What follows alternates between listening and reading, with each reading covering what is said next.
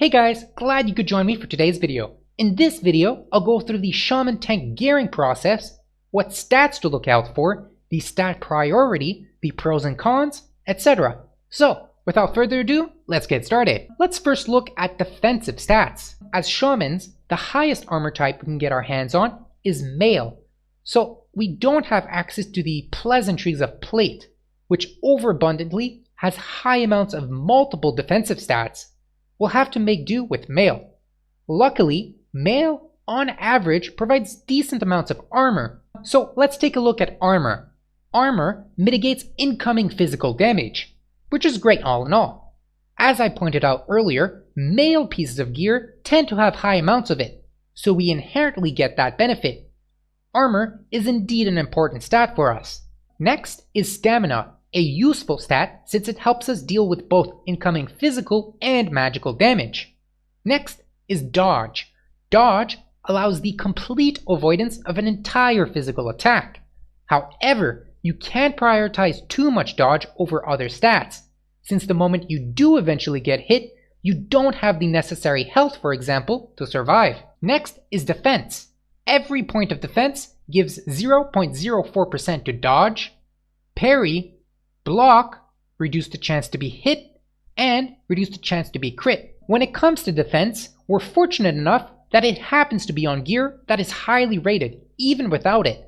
You'll notice it's very much a unintended byproduct, a cherry on top if you will, of an already yummy cake. Agility is next. Agility provides dodge as well, but to meet 1% dodge, you need about 20 agility. Agility also provides armor. 1 agility is 2 armor. Next is block, block value, and block percentage. Although we carry a shield with us, our block isn't very high. The main culprits being we can only wear mail and our toolkit has nothing block related. You will rarely, if ever, find any pieces of gear with flat out block on them. The main way we could bolster our block would be through defense. Similarly, parry is rare to find on gear. Parry very much resembles dodge, which allows us to avoid an entire physical attack. And lastly is strength, increasing ever so slightly block value. Basically, the amount that we block with our shields for. This is probably the worst defensive stat out there for us, since we don't block very often. Now let's take a look at offensive stats. There's melee hit, which will increase the chance we strike the target with our weapon. A crucial offensive stat, since a missed attack means a missed potential melee critical strike, application of rock biter, triggering a flurry, etc. For dungeons, melee hit isn't as important, since hit chance at its core is based on the target's level. The lower the level the mob, the less hit you need.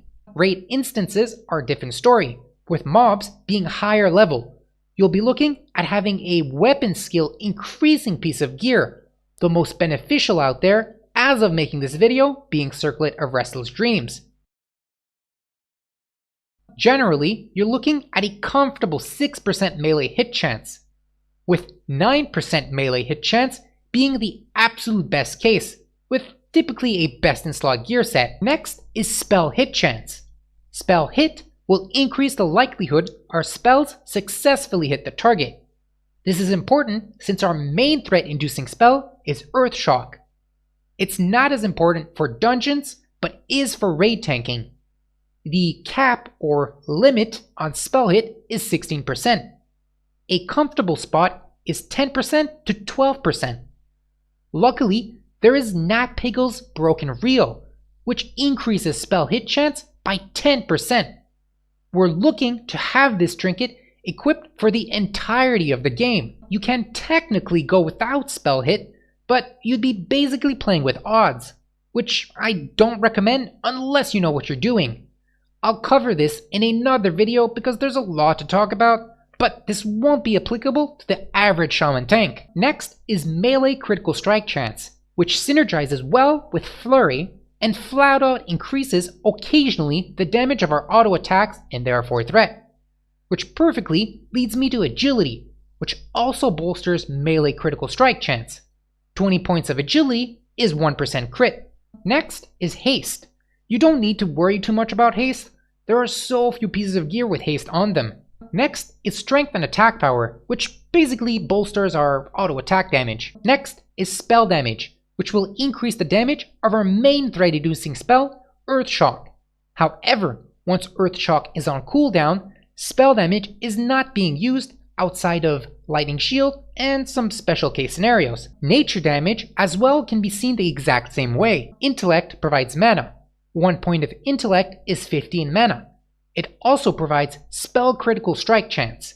However, we would need 59 points of intellect for 1% spell critical strike chance. This isn't the best way of obtaining spell crit, since it would create an imbalance that could prove deadly. A good example to illustrate my point is the perfect balance of stats which is present in the tier 2.5 Stormcaller pieces of gear, which gives us a plethora of useful stats for tanking. It's mail, which checks off a good amount of armor from our list. It supplies stamina, check. Intellect, check. Agility, strength, and spell damage.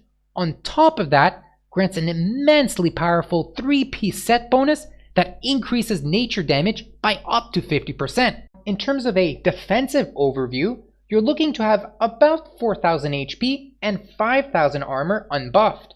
This is highly suggested to start doing the raid Molten Core. 4800 to 5000 HP and 6500 to 7000 armor for comfortably surviving bosses that deal a high amount of damage. This is mostly found in Blackwing Lair. Since buffs and a person's quality of gear will dictate the value of a certain stat, we'll be looking at a general stat priority. Defensively, we're looking at armor, stamina, defense, dodge and or agility being top tier stats, with strength and block at the bottom.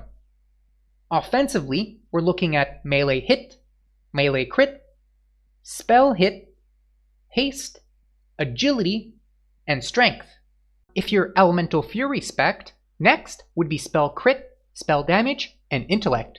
Otherwise, you're looking at intellect, spell crit, and spell damage. This is of course not the steadfast rule to be always applied, as a large amount of agility, for example, can surpass in defensive value a certain amount of stamina, and vice versa. Once you've pinpointed obvious pieces of defensive Shaman tank gear, you can look to compare them to find out which one slightly edges out over the other. To find this out, you'll need to attribute a value point system to each stat. This is more or less what's called stat weighing. I'll have an image on the screen of the value points I attribute to each stat on a piece of gear. Simply multiply, get the total, and do the same for another piece of gear and see which one is higher. When it comes to threat, it can get quite complicated in terms of stat weighing. I highly suggest using Janon's Shaman Tank Threat Per Second Simulator, which will help you compare pieces of gear for threat by taking into account buffs, talents, etc. I'll have a link to it in the description below this video. Well, that pretty much wraps it up for me. Thanks for watching. Be sure to subscribe. I will be releasing more and more videos, therefore all the support is really greatly appreciated.